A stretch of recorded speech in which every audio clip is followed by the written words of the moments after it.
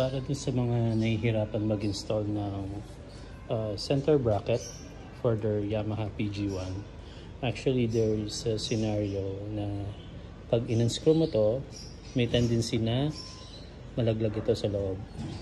So kahit anong gawin mong screw dito, hindi yan kakapit, maglulus lang yan. So ang gagawin mo is tatanggalin nyo to. Gamit kayo ng kahit anong pwedeng pang dito na hindi madadamage yung bearings ng motor ninyo. So pwede mo siyang isang ganun lang, and then the rest, yeah, light na lang siya. Yan, so natanggal na natin. So usually ito yung naglo-loosen dyan, nawawala siya dito. Yan, so once makuha nyo to, ito yung stock ng PG1.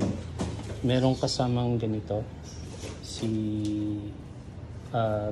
set na para dito sa bracket. So ito yung gagamitin natin kasi ito yung mag-fit para dito sa mahaba ng screw na to.